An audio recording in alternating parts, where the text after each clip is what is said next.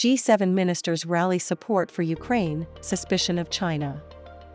This is Jenny Ford for I Am Italian magazine.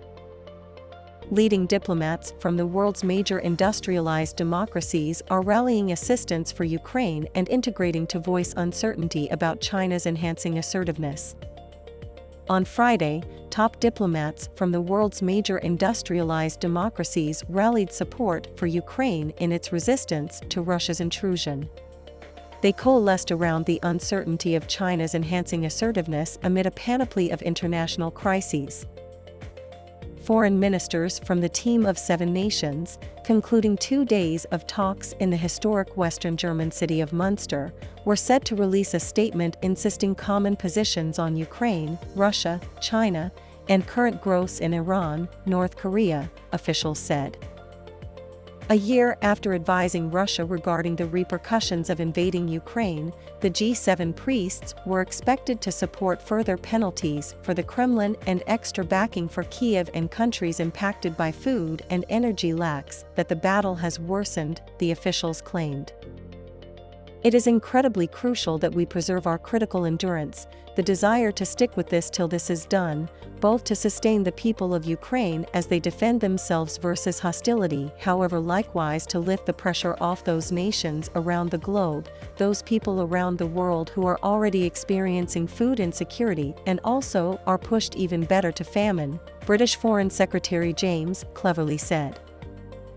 In addition, the UK, Canada, France, Germany, Italy, Japan, and the USA make up the G7. The ministers will likewise call out Iran for allegedly supplying tools to Russia and harsh suppression of anti-government militants. Their declaration will certainly, even more, condemn the recent acceleration of tensions in Asia triggered by the North Korean military task. As a cumulative G7, our work is to make sure that we preserve peace, revive tranquility likewise to the area, and also we exist to secure these international norms, Canadian Foreign Minister Melanie Joly stated. One senior U.S. official claimed the team of sophisticated economic situations had shown exceptional unity on practically all significant problems despite typically contending domestic rates of interests and concerns, especially about China's growing financial influence and international ambitions. Nevertheless, it remains vague just how much influence the G7 wields. It cautions Russian head of state Vladimir Putin last December to avoid Ukraine going unheeded. Chinese leader Xi Jinping has agreed on Moscow and also is forging ahead with plans to reunify Taiwan with the mainland by force, if essential. In the meantime, Iran has neglected to contact us to return to a 2015 nuclear deal with world powers, started to provide weapons to help Russia in the Ukraine war, and introduced a significant suppression of domestic dissent. Likewise, North Korea has avoided going back to nuclear settlements and stepped up rocket launches, increasing stress and fears of an open dispute.